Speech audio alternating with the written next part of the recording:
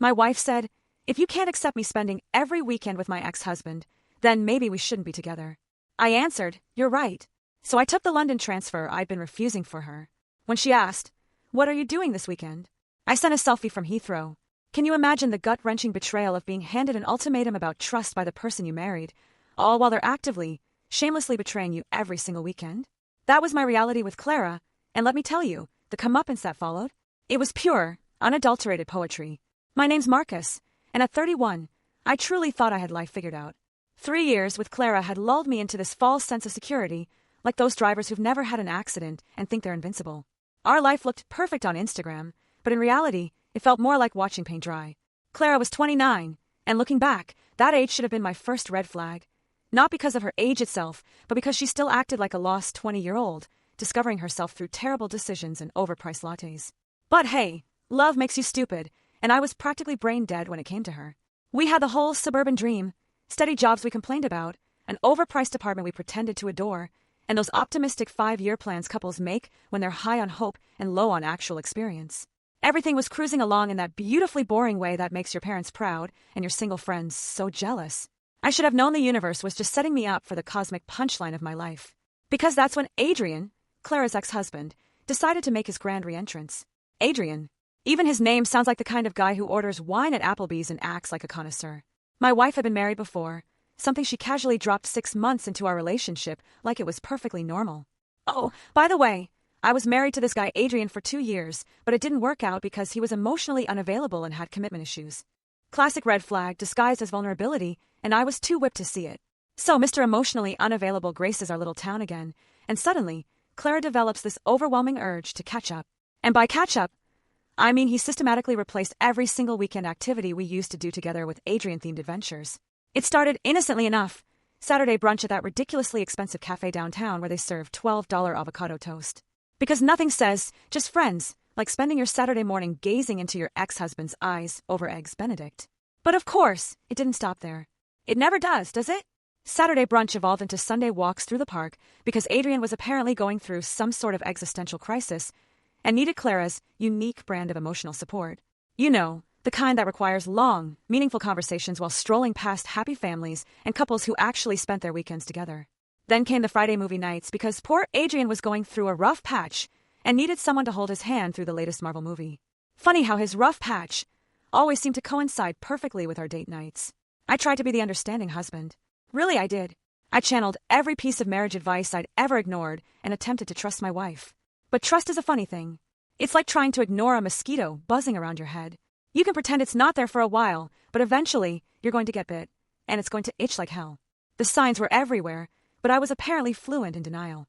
Clara started wearing this perfume she'd never worn for me, something expensive and sultry that made our apartment smell like a department store.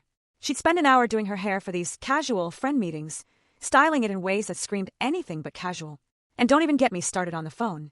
My wife, who used to barely glance at her phone during our conversations, was suddenly giggling at text messages like a teenager with her first crush. The worst part, she laughed at her phone more than she laughed at my jokes. And let me tell you, my jokes are comedy gold. Okay, maybe comedy bronze, but still. When your wife finds her phone more entertaining than you, it's time to reevaluate some life choices. Enter the supporting cast of this tragicomedy. Leia, Clara's best friend, had apparently appointed herself the official cheerleader for this disaster.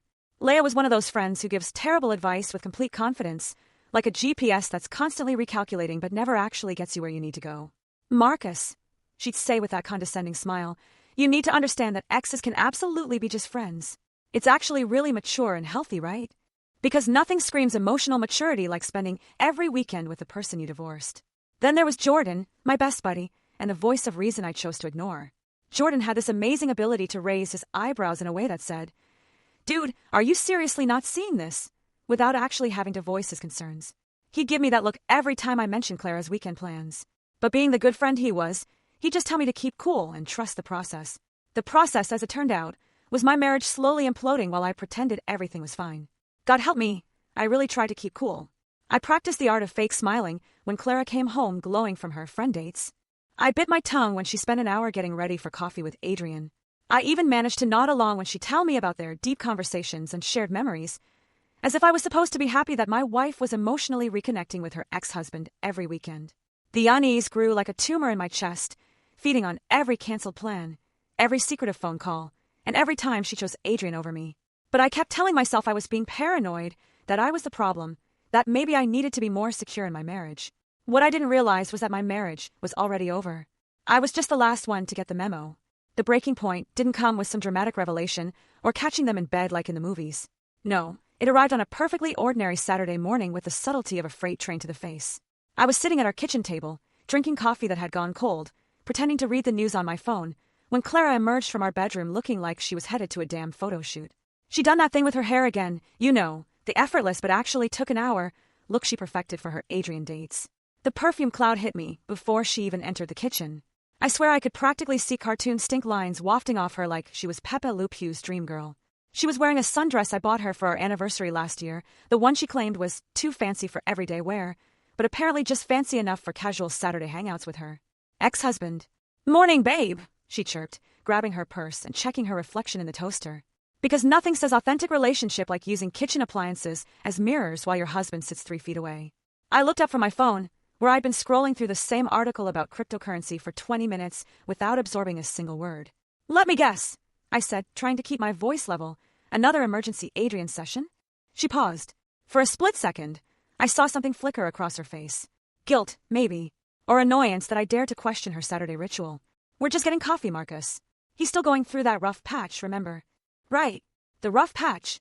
Adrian's mysterious life crisis that apparently required more attention than a newborn baby and had been going on for 3 months now. I wondered what exactly constituted this rough patch. His inability to find a decent apartment? His struggle with commitment issues? Or maybe just the devastating realization that he'd let Clara slip away. My money was on the latter. "Actually," I said, setting down my phone and looking directly at her, "I was thinking we could try that new place downtown today. You know, the one with the bottomless mimosas you've been talking about for weeks." The suggestion hung in the air like a bad smell.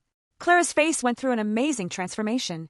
Confusion, then irritation, then that special kind of exasperation reserved for husbands who dare to want to spend time with their wives. She rolled her eyes with the dramatic flair of a teenager being asked to clean her room. "Marcus, we've been over this like a million times.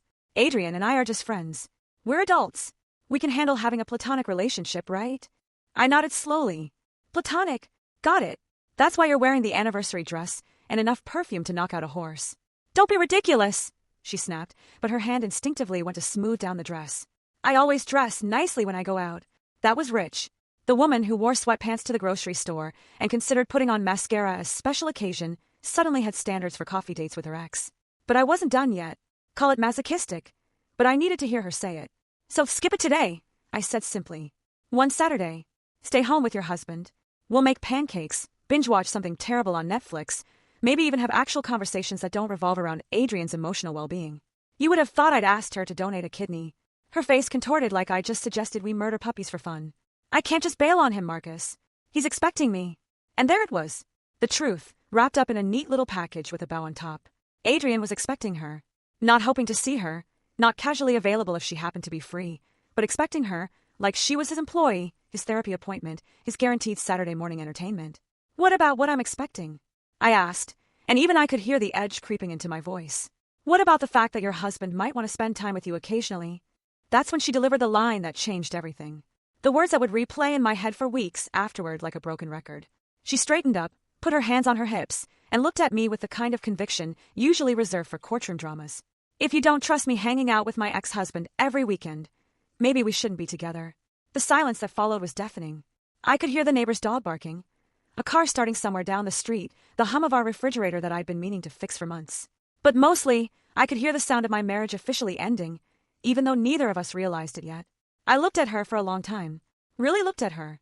This woman I'd promised to love and cherish, who was now standing in our kitchen wearing my anniversary gift to meet another man, while giving me ultimatums about trust. The irony was so thick you could cut it with a knife. "You're absolutely right," I said finally, my voice calmer than I felt. Her face twisted in confusion, like a computer trying to process conflicting commands. This clearly wasn't the response she'd been expecting. She probably anticipated tears, begging, maybe even a good old-fashioned fight where I'd storm out and she could text Adrian about what an unreasonable husband she had. But I meant it, every single word. Because in that moment, sitting in our kitchen while she stood there, ready to choose her ex-husband over me for the umpteenth time, I realized something profound. I was done. Not just with the Adrian situation, not just with the disrespect and the lying by omission, but with the entire charade of pretending this marriage was salvageable. You see, 4 months, I'd been sitting on something Clara didn't know about. Something big. My company had offered me a dream position. A transfer to their London office with a salary that would make our current financial situation look like pocket change. We're talking $130,000 a year, plus a fully furnished 3-bedroom flat overlooking the Thames, plus my own team to manage. It was the kind of opportunity career counselors write fantasies about. I turned it down twice because every time I brought up the possibility of moving, Clara would shut it down faster than a nightclub at closing time. I can't leave my family, Marcus. My whole life is here. What about my job? What about my friends? What she really meant was, what about Adrian? Well, congratulations, Clara. You just solved that problem for me. That night, after she flounced out for her coffee date with her friend, I sat down at my laptop and composed the email that would change my life. The subject line was simple. London position acceptance. The message was even simpler. I'll take it. When can I start? The response came back within 2 hours. 2 weeks. Welcome to the team. I smiled for the first time in months. The next morning, Clara woke up with that post-ultimatum regret that hits people like a hangover after a night of drunk texting their ex. You know the feeling, when you realize you've said something monumentally stupid, and now you have to figure out how to backpedal without looking like a complete asshole. Spoiler alert, there's no graceful way to do it. She shuffled into the kitchen where I was already dressed, drinking coffee, and scrolling through apartment listings in London like a man who just discovered Christmas morning. The panic in her eyes was almost comical, like a cartoon character who just realized they'd walked off a cliff and were about to plummet into the canyon below.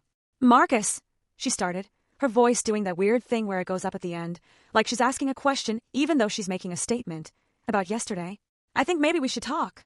I looked up from my phone, where I'd been admiring a particularly nice flat in Canary Wharf. Talk about what, exactly? Your coffee date with Adrian? How it went? Whether you two discussed our marriage over lattes and croissants. Her face went through that familiar color-changing routine, pale to pink to red too. That special shade of mortified that people get when they realize they've screwed up beyond repair. That's not... I mean, we didn't. Marcus, I think you misunderstood what I said yesterday. Oh, this was rich. The classic, you misunderstood me defense, as if the English language had suddenly become too complicated for my simple male brain to comprehend. I set down my phone and gave her my full attention because this was going to be good. Really? Help me understand then. When you said, and I quote, if you don't trust me hanging out with my ex-husband every weekend, maybe we shouldn't be together. What exactly did you mean? Because to my admittedly limited understanding, that sounded like an ultimatum. She started doing that thing women do when they're caught in their own trap, the rapid-fire explanation that somehow makes everything worse. I was just frustrated, okay? You've been so jealous and suspicious lately, and I felt like you were trying to control who I could be friends with. I didn't mean we should actually break up. I just meant that trust is important in a relationship. Trust. The magic word that cheaters use when they want to gaslight you into thinking you're the problem. You're absolutely right, I said, standing up and grabbing my car keys. Trust is important. So is respect. And common sense. And not spending every weekend with your ex-husband while your actual husband sits at home like a chump. That's when the waterworks started. Clara's eyes filled up like a broken dam, and suddenly, I was the villain in this story.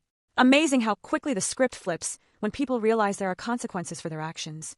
Where are you going? She sniffled, like I was abandoning her to join the French Foreign Legion instead of just heading to work. London, I said simply. I accepted the transfer yesterday. I start in 2 weeks. The silence that followed was so complete I could have heard a pin drop in the next zip code.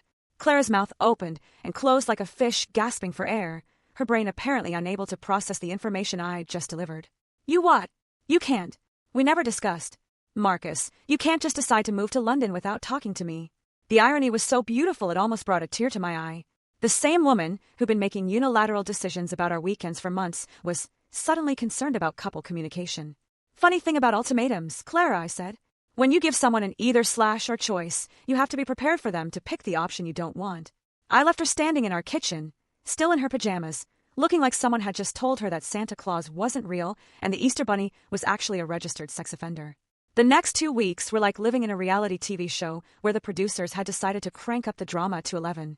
Clara went through all 5 stages of grief, sometimes cycling through them multiple times in a single day. It was exhausting to watch, and even more exhausting to live through. First came denial. She kept insisting I was being dramatic, and that I'd come to my senses once I cooled down. She actually used air quotes when she said it, like my completely rational response to her ultimatum was some sort of emotional breakdown that would pass like a bad case of the flu. Then came anger. Oh boy, the anger. Clara turned into a one-woman demolition crew, slamming doors and throwing around accusations like confetti at a divorce party. I was abandoning her for money. I was running away from my problems. I was emotionally immature and couldn't handle her having male friends. The last one was particularly hilarious, considering her male friend was texting her at midnight and taking her to romantic restaurants every weekend. Bargaining was my personal favorite stage. Suddenly, Clara was full of compromises and solutions that had apparently never occurred to her during the 3 months of Adrian Fest. What if I only see him once a month? What if you come with us? What if we do couples therapy? Too little, too late, sweetheart. You don't get to renegotiate the terms after you've already blown up the contract. Depression hit when she realized I wasn't bluffing. I came home one day to find her sitting on our couch in the same clothes she'd worn the day before, surrounded by tissues like she was preparing for the world's saddest snowball fight. I can't believe you're really leaving me, she sobbed. How can you just throw away 3 years of marriage?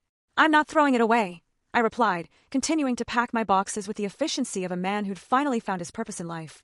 You already did that. I'm just cleaning up the mess.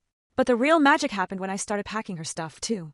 See, here's the thing about our apartment that Clara had conveniently forgotten during her victim tour. The lease was in my name, only my name. Because when we'd moved in together, Clara had insisted on keeping her parents' address for tax purposes. A cute little euphemism for, I want to dodge my civic responsibilities while still enjoying all the benefits of adult life. I packed her belongings with the care and attention of a professional moving service, organized everything neatly in boxes, and placed them by the front door like a thoughtful husband preparing for his wife's extended vacation. The look on her face when she came home to find her entire life summarized in cardboard containers was absolutely priceless. You can't kick me out, she screamed, apparently forgetting that she'd never legally moved in. This is my home, too. Actually, I said, pulling out the lease agreement that I'd thoughtfully highlighted for her convenience. This is my home. You've been a guest. A very welcome guest for 3 years, but legally speaking, just a guest. And now the guest room is needed for other purposes. That's when she ran to our friends. Because nothing says mature adult handling a relationship crisis like running to mommy and daddy, or in this case, to Jordan and Leia and anyone else who would listen to her tale of woe about how her heartless husband was abandoning her for filthy lucre. But here's where the story gets really interesting. Remember Jordan, my best buddy with the expressive eyebrows? Well, Jordan had been doing some detective work of his own. The morning of my flight to London, I was feeling pretty damn good about life. My bags were packed, my new apartment keys were waiting for me across the pond, and I had that special kind of zen that comes from finally making a decision that doesn't suck. I was sipping my coffee and scrolling through my phone, mentally calculating what time it would be when I landed, when the doorbell rang like the opening notes of a funeral march. I opened the door to find Clara, flanked by her personal cavalry, her mother, Teresa, and her younger sister, Hannah. They looked like they were heading to either a funeral or an intervention, which, considering the circumstances, was probably accurate on both counts. Teresa was clutching her purse like it contained the nuclear launch codes, while Hannah looked like she'd rather be literally anywhere else on planet Earth. Marcus, sweetheart, Teresa began, pushing past me into the apartment with the confidence of someone who'd clearly been planning this ambush for days. We need to talk. Oh, this was going to be good. I gestured them toward the living room where my suitcases stood like silent witnesses to my impending freedom. Clara immediately started eyeing them like they were ticking time bombs, while Teresa positioned herself on the couch like she was conducting a boardroom meeting. This sudden move to London, Teresa continued, her voice dripping with that special brand of maternal concern that makes you feel like you're 12 years old and in trouble for breaking the neighbor's window. It's clearly a cry for help, Marcus. You're having some sort of breakdown. And instead of working through it like adults, you're running away. A cry for help, right? Because accepting a dream job with a massive salary increase and escaping a marriage that had become more toxic than a Chernobyl picnic was obviously the behavior of someone who had lost his marbles. I nodded thoughtfully, like I was really considering her psychological assessment. You're throwing your life away, she pressed on, warming up to her theme like a preacher hitting his stride. 3 years of marriage, all the memories you and Clara have built together, your home, your friends, all of it gone because you're having some sort of midlife crisis. Midlife crisis? I was 31. If this was my midlife crisis, it meant I was going to die at 62, which, considering how the last few months had gone, didn't sound entirely unreasonable. Hannah chimed in next, because apparently this was a tag team intervention. What about Clara? She demanded, shooting her sister a look that was equal parts sympathy and exasperation. You can't just leave her behind like she doesn't matter. She loves you, Marcus. She made a mistake. Sure, but everyone makes mistakes. A mistake, singular. As if Clara's 3-month emotional affair with her ex-husband was just an oops moment, like accidentally putting salt in her coffee or wearing mismatched socks. I was impressed by their ability to minimize the situation with such artistic flair.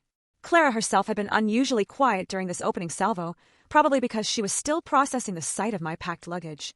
But now she stepped forward, tears already forming in her eyes like she was an actress who'd been preparing for the scene her entire life. "Marcus," she whispered, her voice breaking just enough to sound authentically heartbroken. "Please don't do this. We can work through this. I'll stop seeing Adrian. I'll do whatever you want. Just don't leave me." And there it was. The performance I'd been expecting. The tearful confession, the promises to change, the desperate bargaining that comes when people realize they've pushed someone too far and the consequences are finally catching up with them. It might have been touching if it hadn't come about 3 months and 17 Adrian dates too late. I looked at the three of them. Teresa with her righteous indignation, Hannah with her misplaced loyalty, and Clara with her crocodile tears, and realized this was the perfect moment for the grand finale. The piece de resistance that Jordan had uncovered through his detective work. "That's really touching, Clara," I said, pulling out my phone. "But before we get too deep into the whole redemption arc, there's something I think everyone should see." I opened the screenshots that Jordan had forwarded to me and held up my phone so all three women could see them clearly. The messages were from Adrian's private gym chat group, where he'd been bragging to his workout buddies about his conquest like some sort of suburban Casanova. "Book club is just code winking face," read the first message. "She's basically single now. 3 months of coffee dates, and she's already planning to leave her husband for me." The silence that followed was so complete, I could hear the refrigerator humming in the kitchen. Teresa's face went white. Hannah's mouth dropped open. And Clara looked like someone had just told her that her lottery ticket was a fake. But wait, there was more. The next screenshot was even better. "Her husband is such a cuck. Doesn't even know we've been hooking up in my car after every coffee date. She tells him we're just friends, face with tears of joy, face with tears of joy, face with tears of joy." That last message hit Clara like a physical blow. Her face went from white to green to red in about 3 seconds, cycling through colors like a broken traffic light. Teresa slowly sank back into the couch, her intervention speech apparently forgotten in the face of actual evidence. "Context!" Clara suddenly screamed, finding her voice again. "You don't understand the context. Adrian was just... he was lying to his friends. He was making it sound like more than it was. Context. The refuge of a caught cheater." "What context exactly?" I asked mildly. "The context where you've been lying to me for 3 months? The context where you've been meeting your ex-husband every weekend while telling me it was innocent? Or the context where you gave me an ultimatum yesterday about trusting you?" Hannah was looking at her sister like she'd never seen her before, which was probably accurate. Teresa had gone completely silent, apparently realizing that her daughter's marriage problems were a bit more complicated than she'd originally thought. "This is all taken out of context," Clara insisted, but her voice had lost all its conviction. She sounded like a defense attorney who just realized her client was guilty as sin, and the jury had already made up their minds. I looked at each of them in turn, letting the weight of the evidence settle in the room like dust after an explosion. "If you didn't mean the ultimatum," I said finally, "you shouldn't have given it." That ended the discussion more effectively than a gavel in a courtroom. Teresa gathered her purse and stood up without another word, apparently deciding that strategic retreat was better than continued engagement. Hannah followed suit, shooting Clara a look that suggested there would be some very interesting conversations in the family group chat later. Clara made one last desperate attempt at damage control. "Marcus, please. My flight leaves in 4 hours," I interrupted, checking my watch with the casual efficiency of a man who had places to be and lives to live. "Jordan's coming to pick me up in 20 minutes. You might want to call Adrian. I'm sure he'll be very comforting during this difficult time." As they filed out of my apartment, my former apartment, I should say, Clara turned back one more time. "What am I supposed to do now?" "I don't know," I replied honestly, "but I'm sure you'll figure it out. You're very resourceful when it comes to making plans." The door closed behind them with a satisfying click, and I was alone with my suitcases and my freedom. Landing at Heathrow was like stepping into a different universe where the air actually tasted like possibility instead of disappointment and betrayal.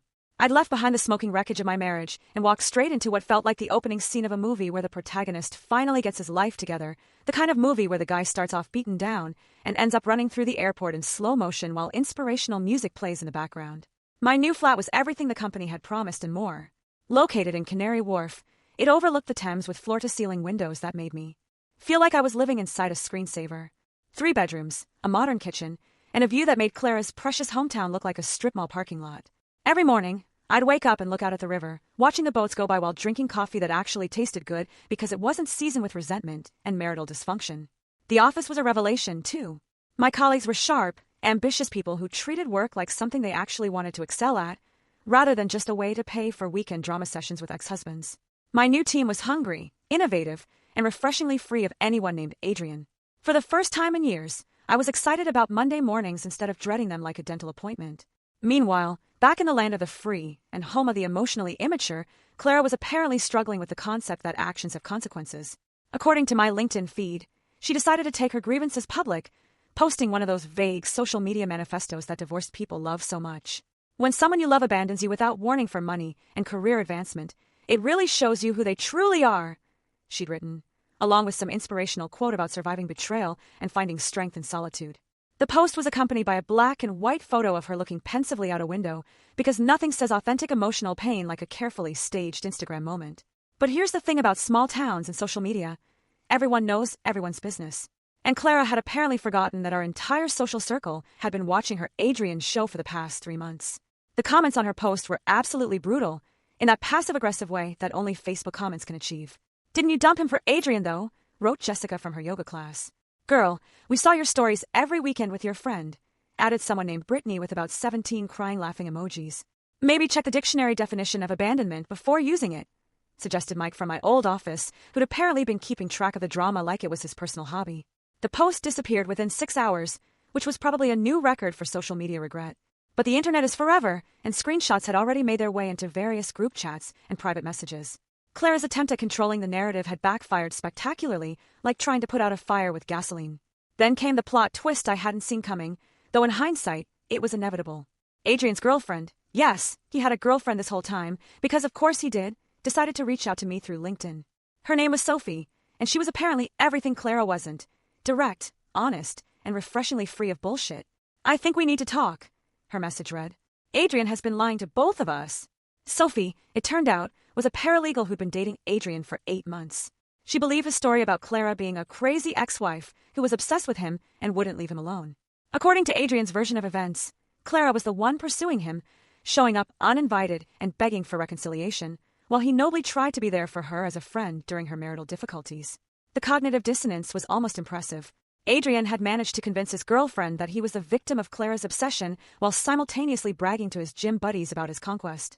It takes a special kind of sociopathic talent to spin 2 completely contradictory narratives with such confidence.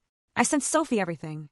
Every screenshot Jordan had uncovered, every timeline detail, every piece of evidence that painted a very different picture from the one Adrian had been selling her. Her response was swift and decisive. She dumped him publicly on Facebook, posting all the screenshots along with a caption that would have made a prosecutor weep with joy. Ladies, when a man tells you his ex-wife is crazy and obsessed with him, ask yourself why he keeps meeting up with her every weekend. P.S. Adrian, your gym buddies can read these messages, too. Hope the book club was worth it. Within hours, book club had become Adrian's permanent nickname throughout our entire social circle. The guys at his gym started calling him that. His coworkers picked it up, and eventually, it spread to every bar, restaurant, and coffee shop in town. Adrian couldn't go anywhere without someone asking about his book club activities with a smirk that suggested they knew exactly what kind of books he'd been reading. The beautiful thing about small-town justice is that once you become a joke, you stay a joke. Adrian had gone from thinking he was Don Juan to being the town's official punchline, and there was literally nothing he could do about it. Every time someone saw him, they'd think about those screenshots and wonder what other lies he was telling. But the real karmic justice was watching Clara's reaction to Sophie's post. According to Leia, who'd apparently appointed herself as my unofficial intel source, Clara had tried to spin the whole thing as revenge from a jealous woman who couldn't handle the truth about her relationship. But the screenshots spoke for themselves, and Clara found herself in the impossible position of trying to deny evidence that everyone could see with their own eyes. The comments on Sophie's post were like watching a masterclass in public humiliation. Person after person shared their own Adrian stories. Apparently, this wasn't his first rodeo when it came to manipulating multiple women simultaneously. Clara wasn't his first victim, and she probably wouldn't have been his last if Sophie hadn't blown up his entire operation in him. My personal favorite comment came from a woman named Rachel who wrote, "Adrian told me the same story about his crazy ex-wife 2 years ago. Seems like all his ex-wives are crazy, which is statistically improbable unless the common denominator is him." Meanwhile, my life in London was everything I'd hoped it would be and more. The work was challenging and rewarding. My apartment was a sanctuary of peace and quiet, and I was finally sleeping through the night without wondering what my wife was texting about at midnight. I joined a local gym where nobody knew my name or my history, started exploring the city like a tourist in my own life, and discovered that happiness wasn't some elusive concept. It was just what happened when you removed toxic people from your daily routine. Every morning, I checked my phone to see the latest updates from the American Disaster Channel, formerly known as My Marriage. It was like watching a train wreck in slow motion, except the train had derailed months ago and was now just rolling down a hill, collecting more debris with every rotation. And the best part? I was 3,000 miles away, sipping excellent coffee, and building a life that actually made sense. I thought I'd successfully escaped the gravitational pull of my former life's drama, like a rocket ship that had finally broken free from Earth's atmosphere and was cruising peacefully through the cosmic void. My London routine had become beautifully predictable: excellent coffee, challenging work, Thames views, and a blissful absence of anything remotely resembling the Clara Adrian soap opera.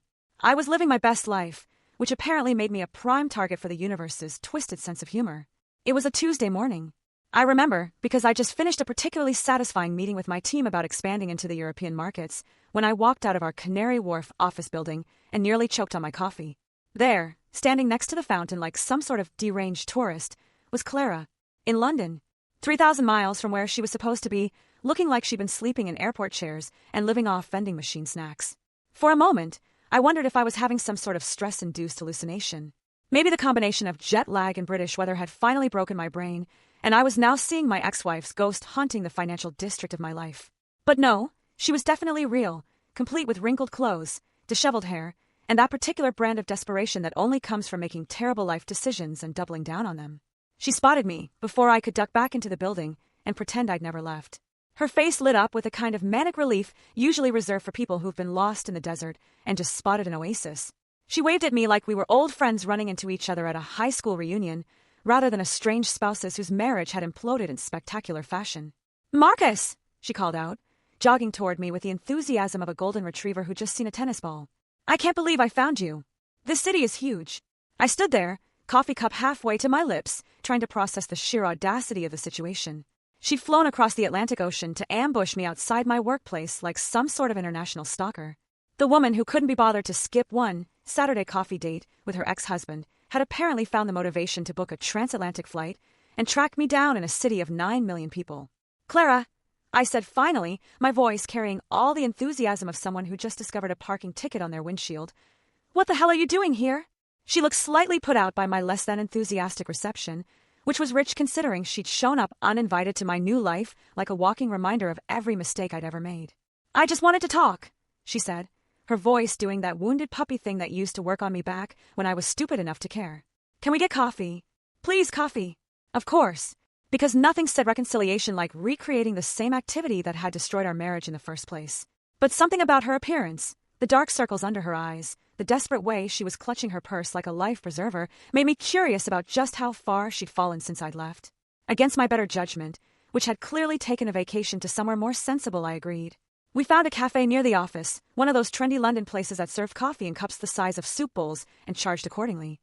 Clara ordered some complicated drink with multiple modifiers, probably trying to delay the inevitable conversation, while I stuck with a simple Americano because I had actual work to get back to.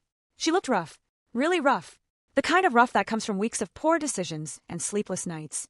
Her usually perfect hair was limp and lifeless. Her makeup was minimal and slightly smudged, and her clothes looked like she grabbed them off the floor of her childhood bedroom. This wasn't the polished, confident woman who'd been gallivanting around town with Adrian just a few weeks ago. "You look good," she said, which was probably true. London had been good to me. Better sleep, less stress, and the general glow that comes from not living with someone who makes you question your sanity on a daily basis. "The city suits you." "It does," I agreed, not bothering to return the compliment because honestly, she looked like she'd been hit by a truck carrying a load of regret and poor life choices. She fidgeted with her coffee cup, stirring it obsessively like she was trying to divine the future from the foam patterns. "Marcus, I need you to know that I made a terrible mistake. The worst mistake of my life. I was confused and stupid, and I threw away the best thing that ever happened to me. Here we go," I thought. The grand apology tour, complete with self-flagellation and promises of redemption. I'd been expecting this conversation since the day I left, though I'd hoped it would come via email or text message rather than an in-person performance in a London cafe. "I've been miserable since you left," she continued, her voice starting to crack around the edges. "Absolutely miserable. Nothing feels right without you. I can't sleep. I can't eat. I can't concentrate at work. I just keep thinking about all the ways I screwed up and wondering if there's any way to fix this. The thing about apologies is that they work best when they come before the relationship explodes, not after you've been caught red-handed and faced with consequences." Clara's remorse felt about as genuine as a $3 bill, timed perfectly to coincide with her realization that the grass wasn't actually greener on Adrian's side of the fence. "What happened with Adrian?" I asked, because I was genuinely curious about how that train wreck had concluded. Her face crumpled like a house of cards in a windstorm. "It wasn't what I thought it would be. Once you left, he changed. He became demanding and possessive. He wanted me to move in with him immediately, quit my job, start having kids right away. It was like he thought he owned me or something. Fascinating. Adrian had gone from being the sensitive ex-husband who needed emotional support to a controlling nightmare the moment he thought he'd won. It was almost like he'd been putting on an act to steal someone else's wife. And once he'd succeeded, the mask had come off. Who could have possibly seen that coming? So you broke up? I pressed. I tried to, she said, her voice getting smaller, but he didn't take it well. He started showing up at my work, calling me constantly, telling everyone that I was just having commitment issues and would come around. It was like living with a stalker. The irony was so thick you could cut it with a knife. Clara had left a stable, respectful marriage for a man who turned out to be exactly the kind of person she'd accused me of being when I questioned her weekend adventures. Life has a funny way of teaching lessons to people who refuse to learn them the easy way. I'm sorry that happened to you, I said. And I actually meant it. Nobody deserves to be stalked or harassed. Not even someone who'd made spectacularly poor choices. But I'm not sure what you expect me to do about it. That's when she dropped the bombshell that made this whole conversation shift from pathetic to absolutely insane. I'm pregnant, she whispered, tears starting to flow down her cheeks like a broken faucet. And I don't know what to do. The pregnancy announcement hung in the air between us like a toxic cloud. And, for a moment, I genuinely thought Clara had finally lost whatever tenuous grip on reality she'd been maintaining. I stared at her across the cafe table, watching tears stream down her face while she waited for my reaction, and all I could think was, this woman has officially gone off the deep end. I started laughing.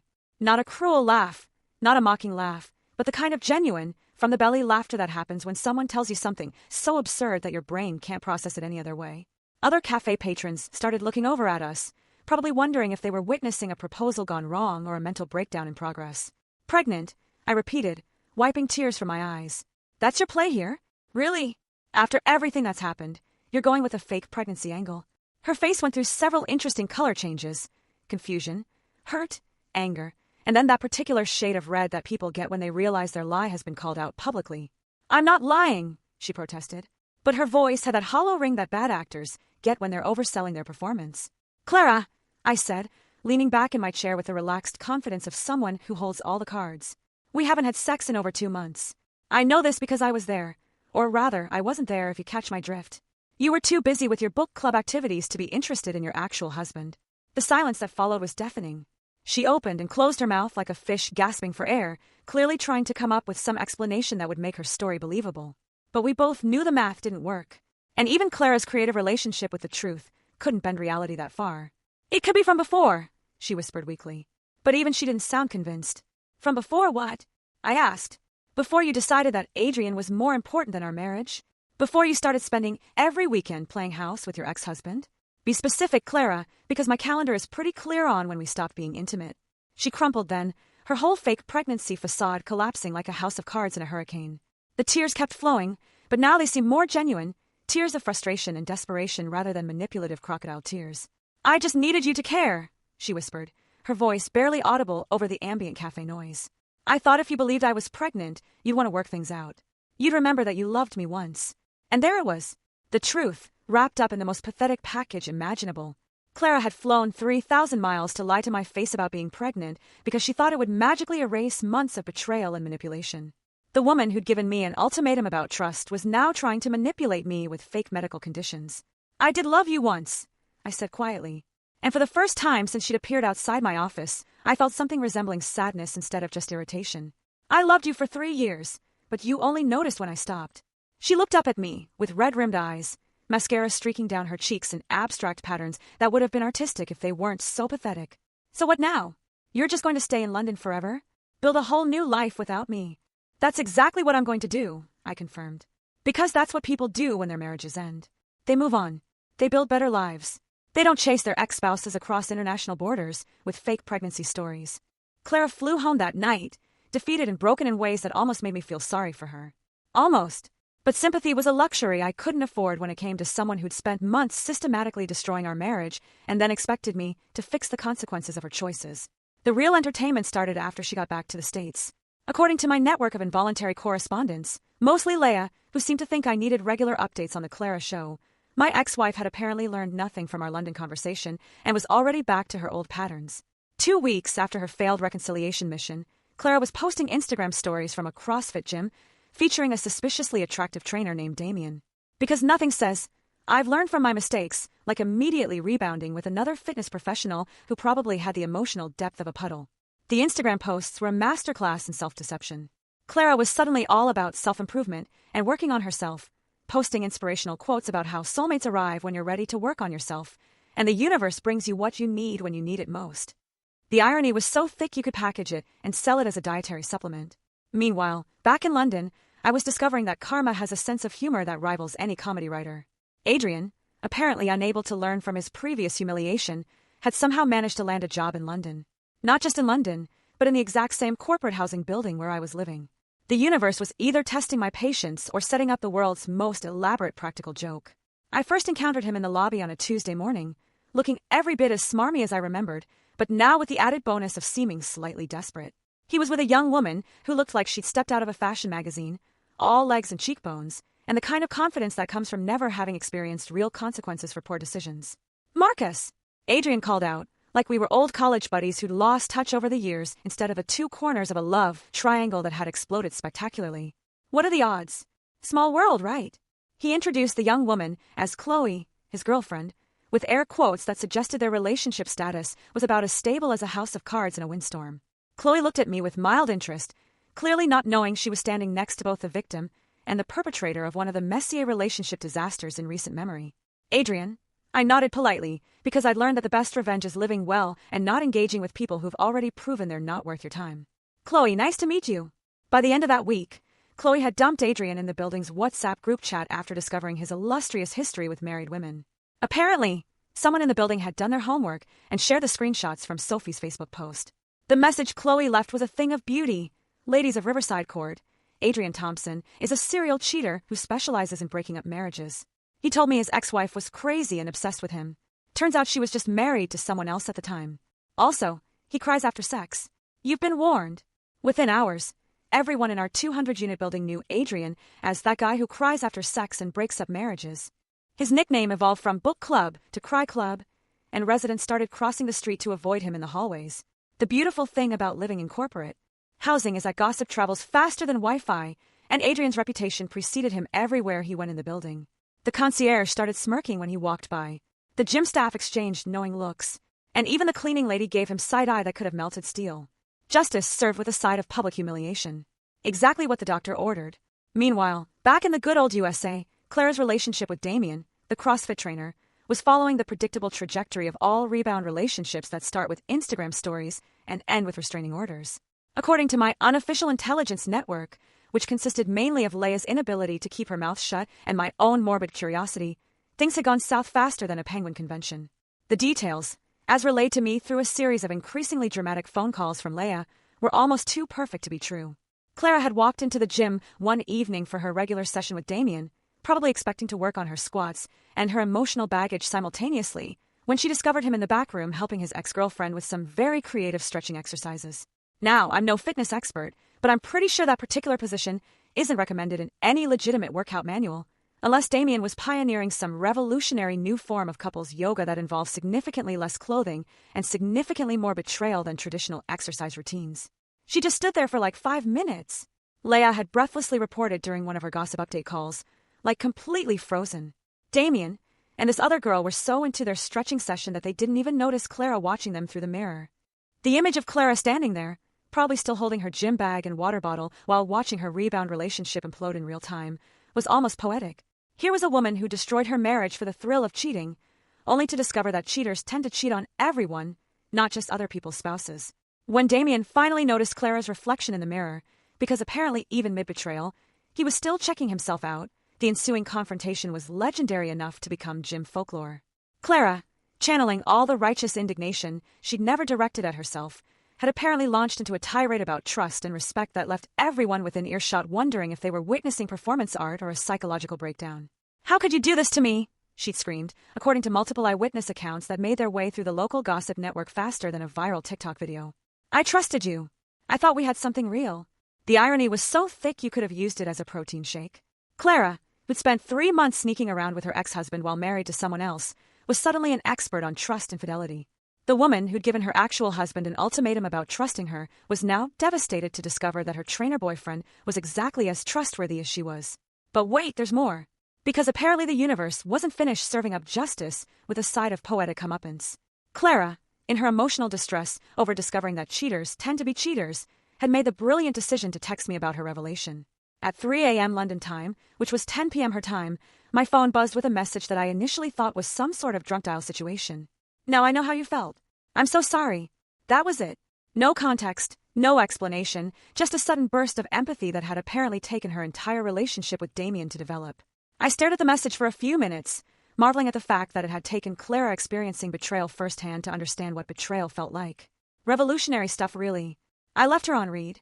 Not out of cruelty, but because what exactly was I supposed to say? Thanks for finally developing basic human empathy after destroying our marriage. Congratulations on learning a lesson that most people figure out in elementary school. There was literally no response that wouldn't either encourage her delusion that we could reconcile or make me sound like a complete bastard. But karma, as it turns out, was just getting warmed up.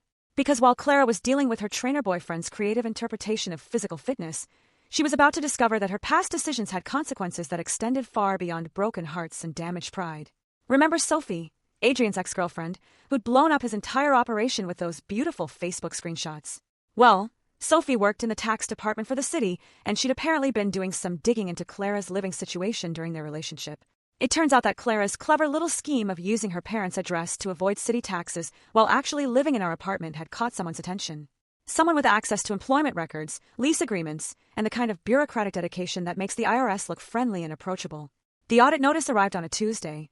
According to Leia's breathless report, Clara had opened what she thought was junk mail to discover that the city wanted to have a very serious conversation about her tax obligations for the past 3 years.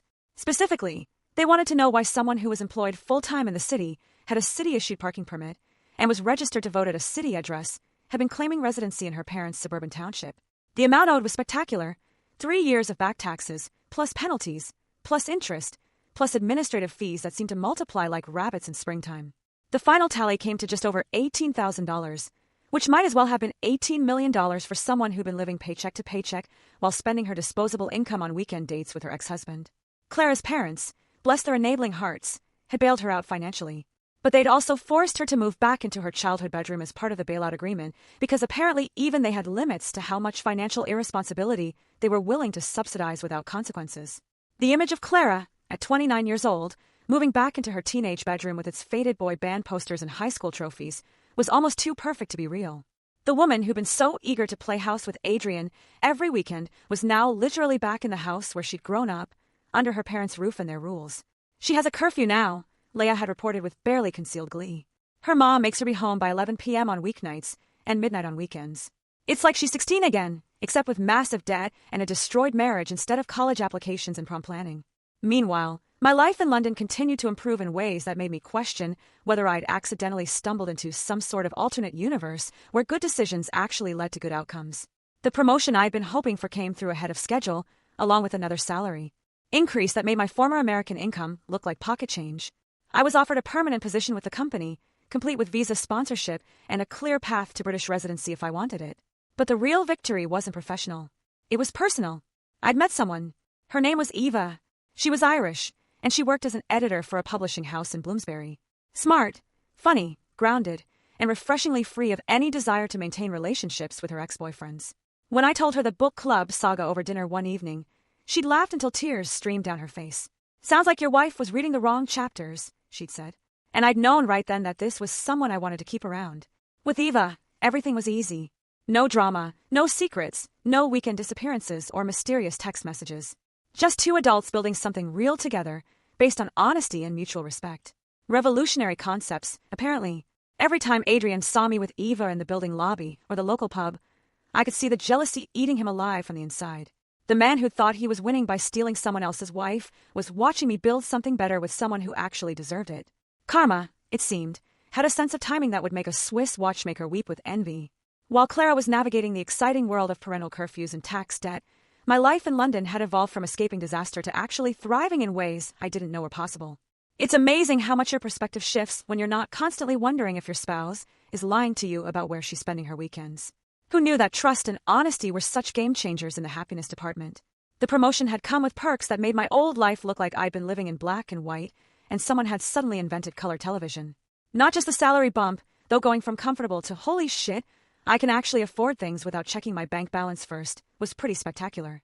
But the whole package, company car, expense account, and the kind of professional respect that comes from working with people who view competence as a baseline rather than an aspiration. My team was killing it in the European markets, which apparently made me some sort of corporate golden boy. The kind of success that would have made Clara proud back when she was capable of being proud of anything that didn't involve her ex-husband. Now, it just felt like vindication, proof that I'd made the right choice when I'd walked away from that toxic situation and chosen myself for once. But the real transformation was Eva. Meeting her had been one of those random London moments that make you believe in cosmic timing.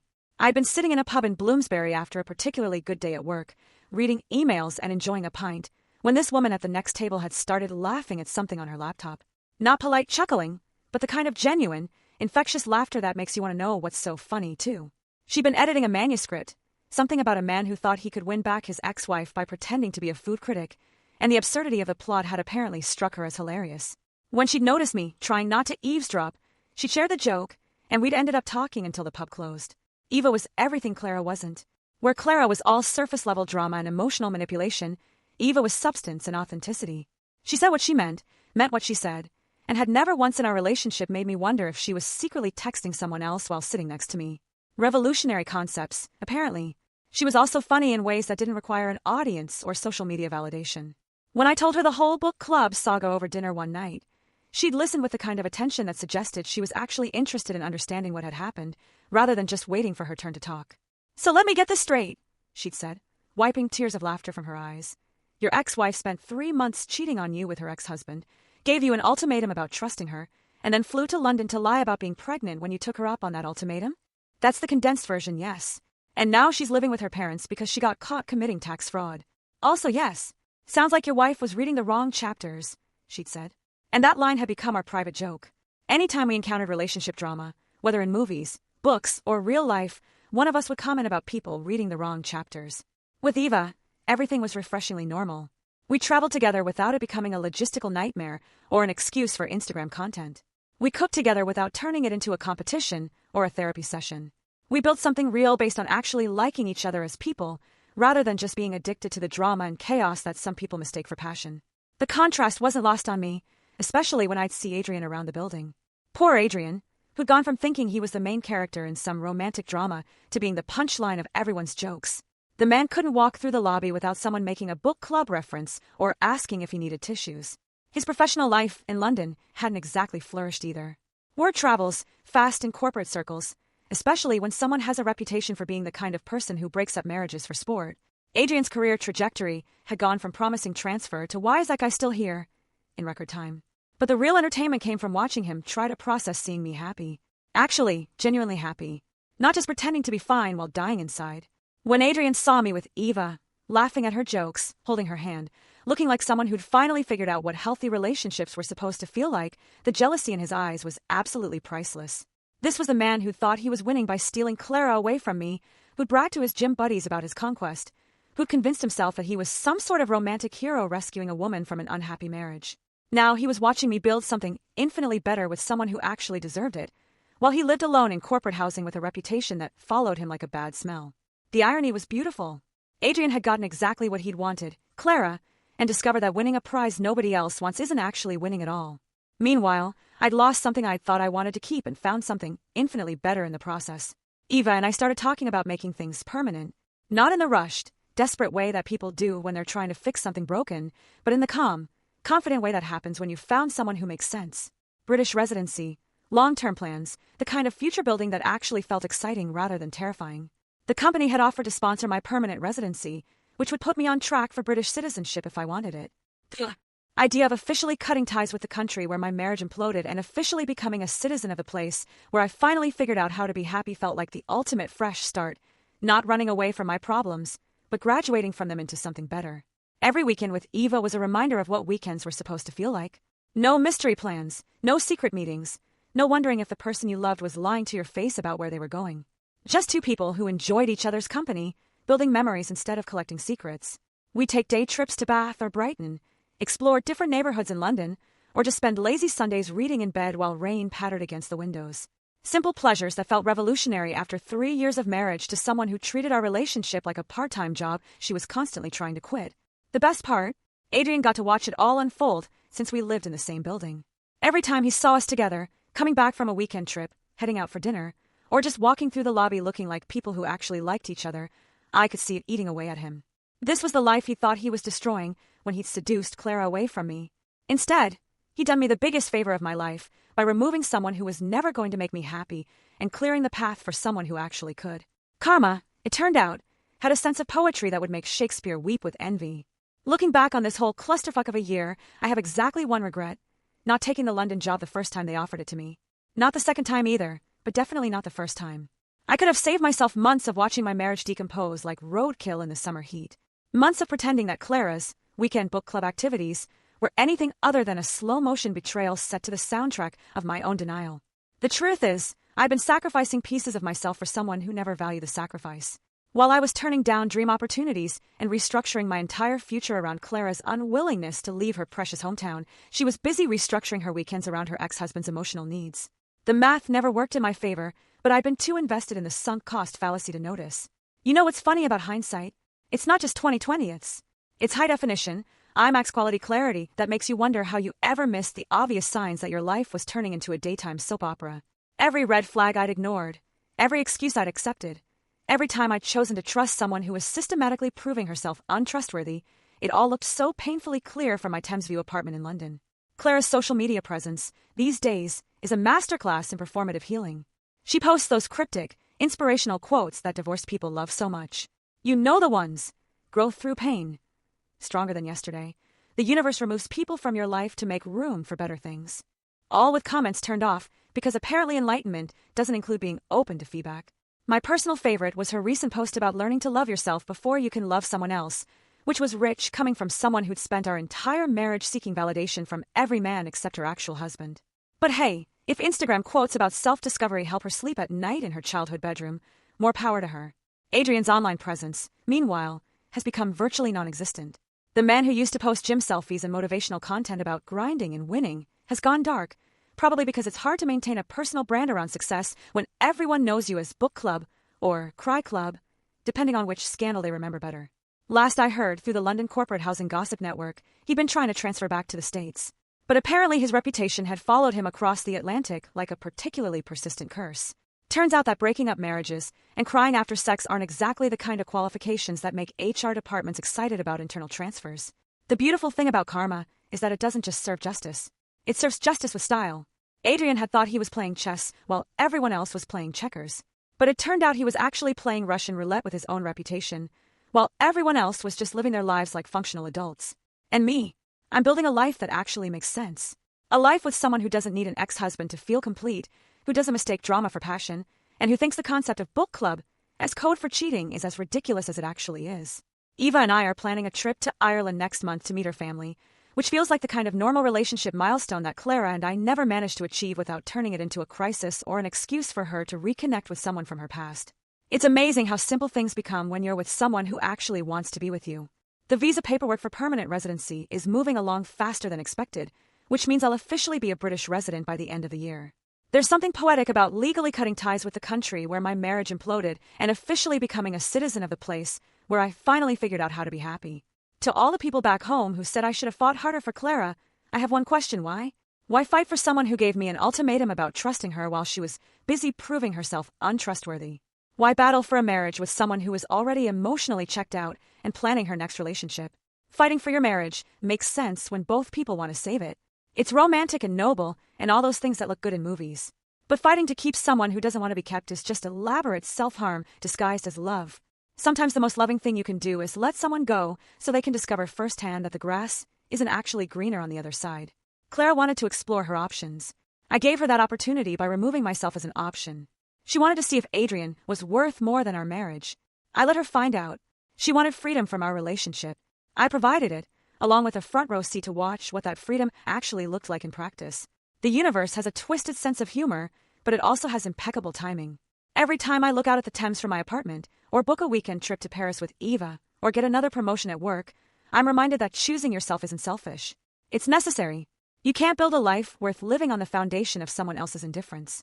Clara's living in her childhood bedroom, dealing with tax debt and parental supervision because she chose drama over stability. Adrian's reputation is so toxic that even LinkedIn recruiters probably cross the street when they see his profile.